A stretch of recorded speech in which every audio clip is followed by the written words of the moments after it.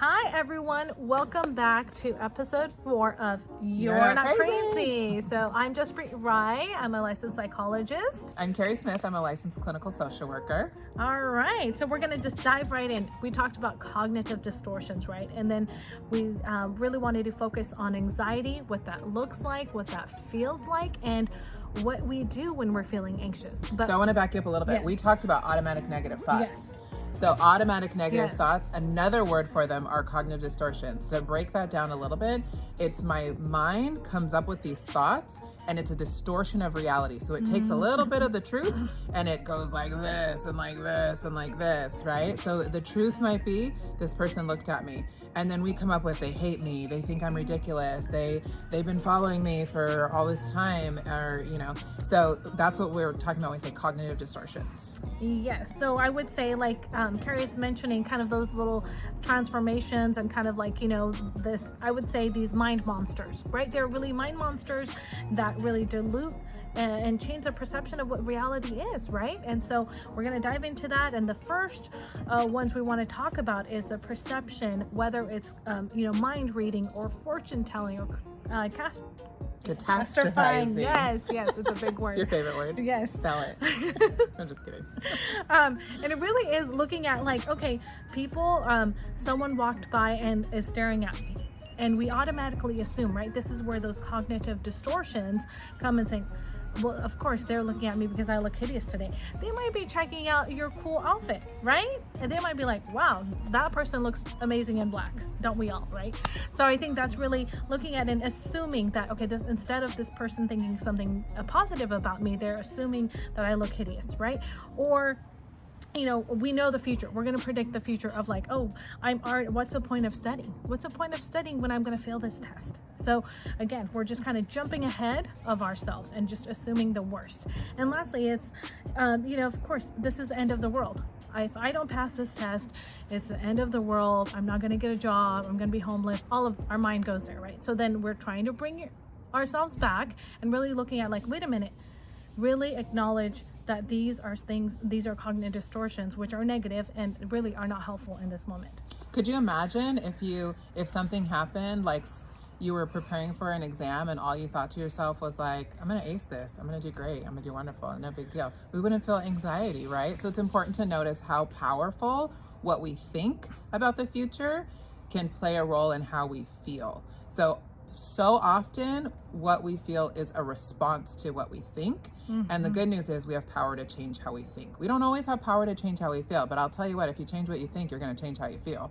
So in some ways we have some power, right? And that's what we really want to help you understand and learn, that you have power to change here, and we have power to manage anxiety, right?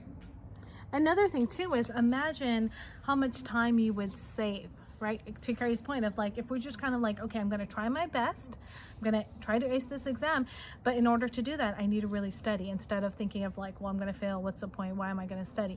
If you actually take the time and invest in what needs to be done, more of that realistic approach, then there's a better chance of you succeeding instead of just assuming the worst. And then you're again setting up yourself for failure. There's also this process that our brain goes through when we're able to think that we're going to do well, or we're able to think about the future in a more positive light, that your brain develops muscle memory, and it's almost like you've been there before, so you're more likely to do well.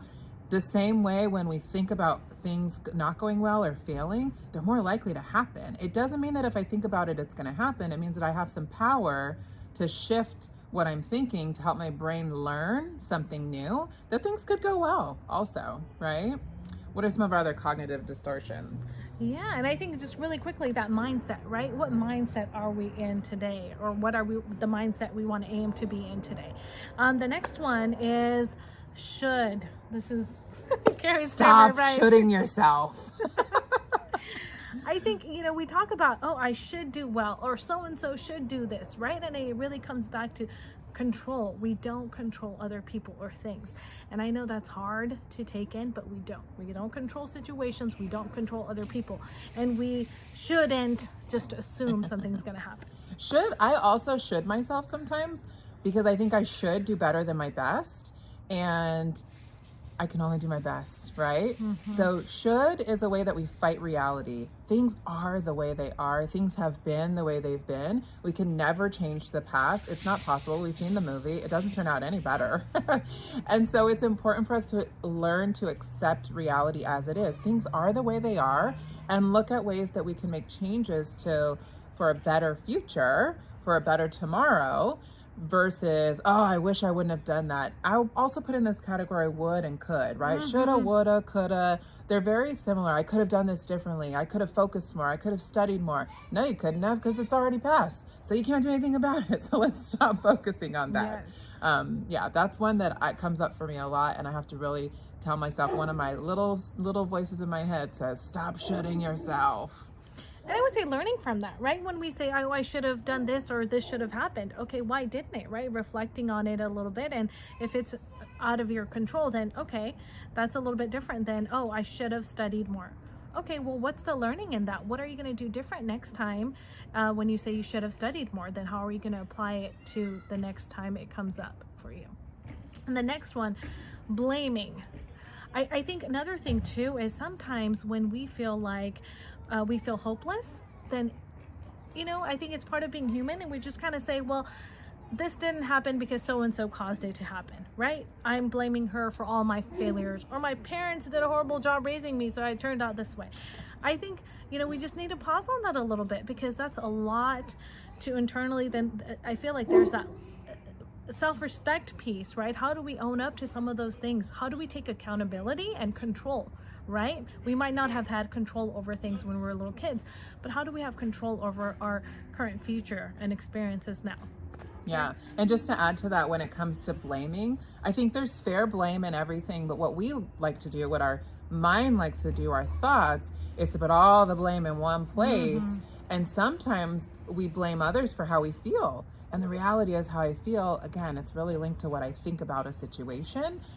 Sometimes feelings are very automatic, right? Maybe there's other ways that we can be triggered to feel things. Most of the time it's what I think about a situation, what I think about my memory, what I think about my past, what I think about could happen in the future. And so I'm responsible for my emotional response. Other people have an influence. Other people and the world around us can influence how I feel. But if we blame everyone else, that gives us no power to control ourselves. And really the only thing we can control is us. And so much of that is controlling what I do with my behavior, what I'm thinking, how I shift my thinking, goals, how I plan for the future, how I accept the past. That's where we have a lot of power to change. Absolutely. And so we're kind of getting to our tail end of our episode, but I really want to wrap it up and saying that, our goal for cognitive distortions for you was just kind of, again, going back to that word pause. When it comes to anxiety, pause and stopping, right? Really being in the moment to create awareness of what's going on, what's the trigger, how am I feeling, what's my behavior going to be.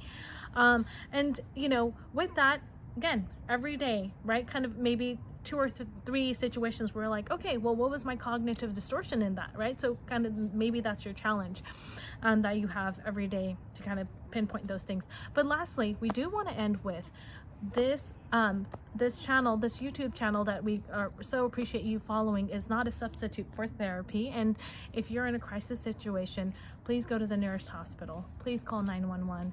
And we also want to let everyone know there is a suicidal line, which is 988. That's all you dial, 988, to get that help and to have a live person have that conversation with you and check in on you. So we appreciate you checking in. We'll also add some additional resources in our comment box. But until next time, take care. Anything, Carrie, you want to add? I just want to remind you, you're not crazy. Yes. Yes. All these things that we're talking about, we all experience them. We all struggle. We practice this stuff all the time, and we joke about it, but it's true. I have to recognize, where am I overthinking? Where am I putting more on the reality that is actually happening? How am I shooting myself? How am I blaming? And we want to do this with compassion. We want to be nice to ourselves. Like, oh, that's interesting that I do that, versus shaming ourselves, right? So we really want to focus on that. And we'll spend more time on what to do with cognitive distortions next week. So tune in with us next week. All right. Absolutely. Bye, everyone. Take care.